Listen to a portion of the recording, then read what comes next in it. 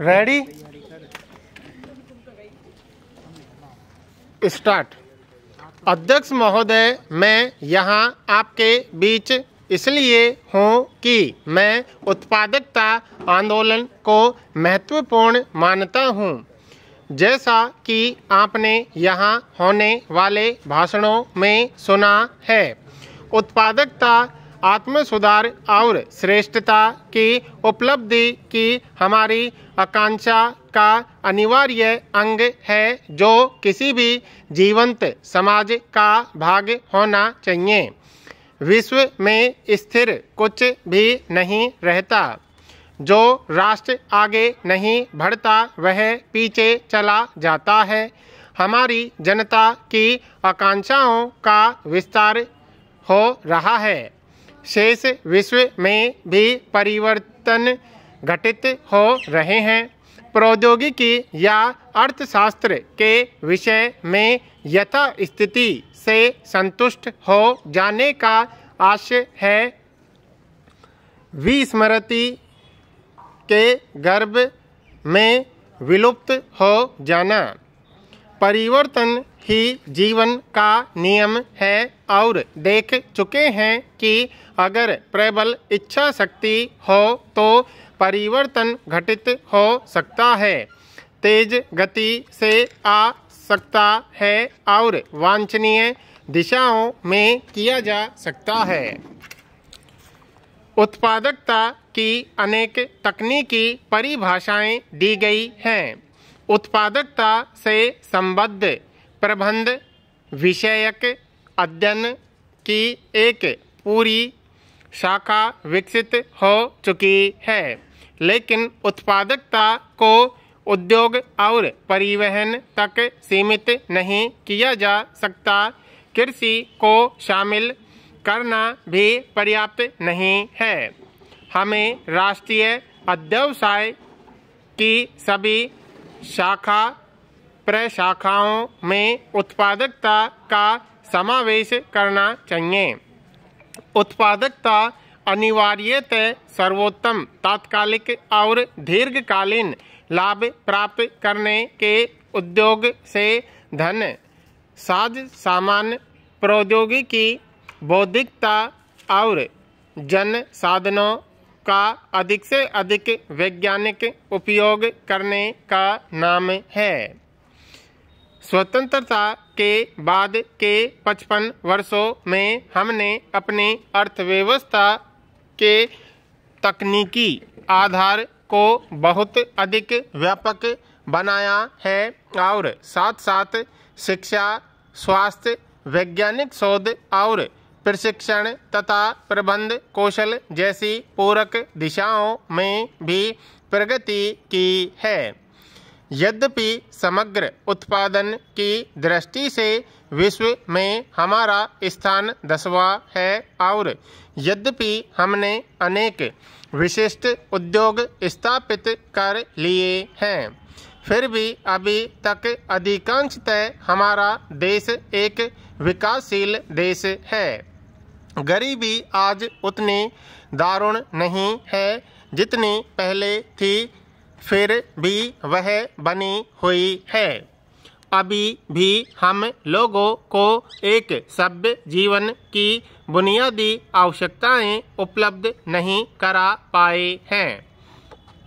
किसी विकासशील देश में विकसित देश की अपेक्षा सरकार की जिम्मेवारियां जीवन के सभी क्षेत्रों में प्रेरक शक्ति प्रदान करनी होती है और यह सुनिश्चित बनाना होता है कि सभी लोग मिलजुल कर सामंजस्यपूर्वक काम करें। जब हमने स्वाधीनता प्राप्त की तो हमारे सम्मुख 2 मुख्य उद्देश्य थे।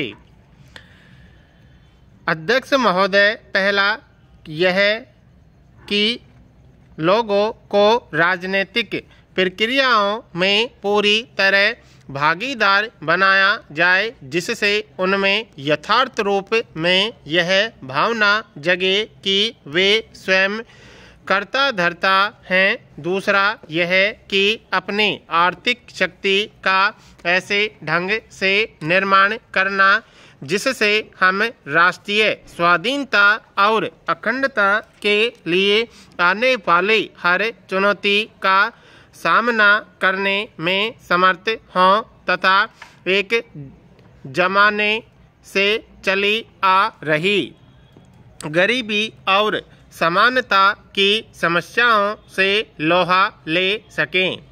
हमने इन्हीं उद्देश्यों से अपने संविधान का निर्माण किया और योजनाबद्ध विकास का सिलसिला शुरू किया। स्वयं संविधान में इन दोनों प्रेरणाओं की अभिव्यक्ति है।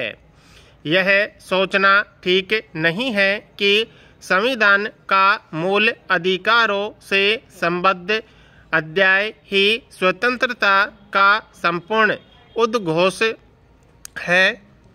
नीति निर्देशक सिद्धांतों वाले अध्याय में निर्दिष्ट धाराओं के बिना मूल अधिकारों का अर्थ केवल उन लोगों की स्वतंत्रता होगी जो संपन्न हैं, परंतु लोकतांत्रिक उपकरणों के लिए अधीरता के कारण हम यह बात भूल बैठे कि सभी उपकरणों को कुशलता से काम कर सकना चाहिए।